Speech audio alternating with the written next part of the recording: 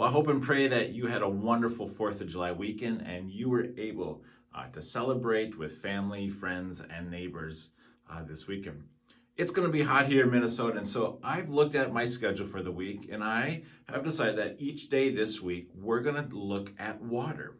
Water is a very comforting and cooling thing for us, and we need to be drinking a lot of it this week. And so I thought, you know what, there are lots of great passages in the Bible that deal with water, especially to allow us to give us words of encouragement and hope during these times. And so that's what we're going to do this week, is each day take a different look of a passage involving water. And our first one today is going to look at Matthew chapter 14. And here we're going to have Peter in the boat, and something's going to happen to him. And it might be something that happens to you and I as well, as we think about our faith, as we think about what kind of risks are we willing to take. So Matthew chapter 14, it's a whole verse section from 22 through 33. And I'm not going to read all of it, but I'm just going to read some pieces of it along the way. I'll start here at verse 23 and a half. When evening came, he was there alone, but the boat by the time was long away from the land, beaten by the waves, for the wind was against them. And in the fourth watch of the night he came to them, walking on the sea. But when the disciples saw him walking on the sea, they were terrified and said, "It is a ghost." And they cried out in fear. But immediately Jesus spoke to them, saying, "Take heart, it is I, do not be afraid." And Peter answered him, "Lord, if it is you, command me to come to you on water." He said, "Come." So Peter got out of the boat and walked on the water and came to Jesus. But when he saw the wind, he was afraid, and beginning to sink, he cried out, "Lord, save me."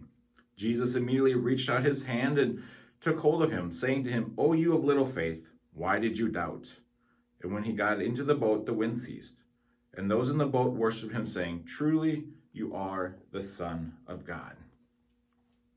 Let's go back here to look at Peter here. And Peter wanted to be with Jesus. He felt that the risk was greater to be out of the boat with Jesus than inside that boat.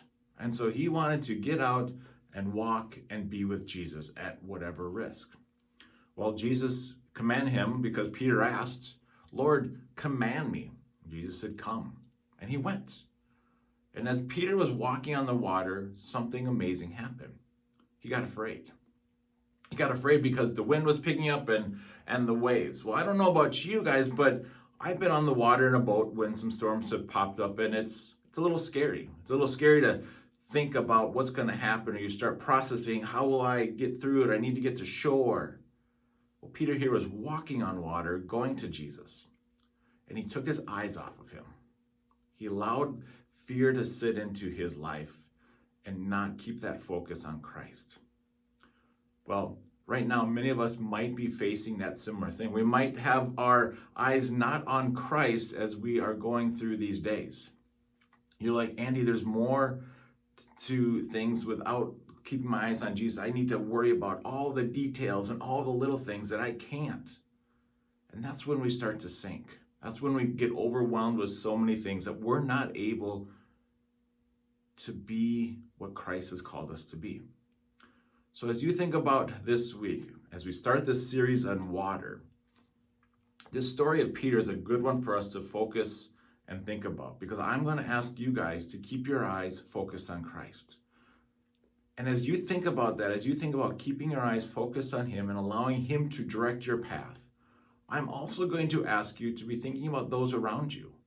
How can you help those around you in your workplaces, in your neighborhoods, on your sports teams, wherever you are? How can you help them to focus their eyes on Christ as well? Help them to see and realize the joys and benefits of having Christ at the center of your life. So enjoy this week. Stay cool. Come back as we continue to look at things, different Bible passages on water. But today, the story on Peter and with Christ is a great kickoff for us that we need to keep our eyes focused on him. Have a blessed week, guys.